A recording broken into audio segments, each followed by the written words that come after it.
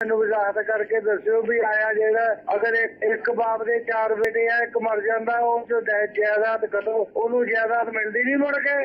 वारिस कौन होता है पहले तो इसको समझ लें कि वारिस वो शख्स कहलाता है जो मरहूम के इंतकाल के वक्त, जिसकी विरासत तकसीम होनी है, उसके इंतकाल के वक्त जो ज़िंदा हो, ठीक है, उसको वारिस कहेंगे। और जो उससे पहले इंतकाल कर गया वो वारिस नहीं है।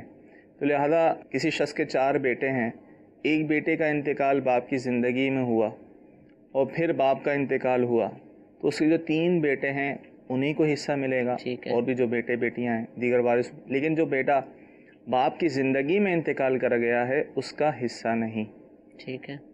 अब ऐसी सूरत में करना क्या चाहिए?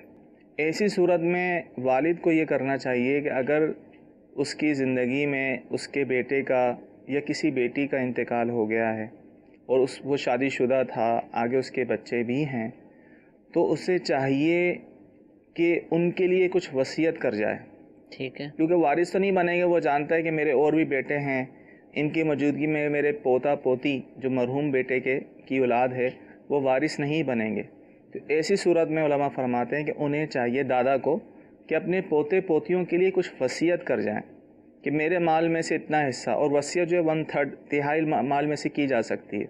या तो ज़िंदगी में नाम कर जाएं और शरई रहनुमाई लेके मुकम्मल कब्ज़ा दे दें, या फिर उनके लिए वसीयत कर जाएं। लेकिन अगर ये दोनों चीज़ें ना की, ना जो है उनके नाम की या शरई तरीके से दिया, ना वसीयत की, अब ज़ाहिर बाद में नहीं मिलेगी। अगर जो वरसा हैं वो बाहिमी रज़ामंदी से देना चाहें तो इनका देना ये एहसान होगा, इन्हें बतौर एहसान को देना भी चाहिए, क्योंकि कुरान में भी इसका हुक्म है कि जब तकसीम करने लगो कुछ आ जाएं लोग, अजीज़ व अकारिब आ जाएं, इन्हें भी कुछ दो।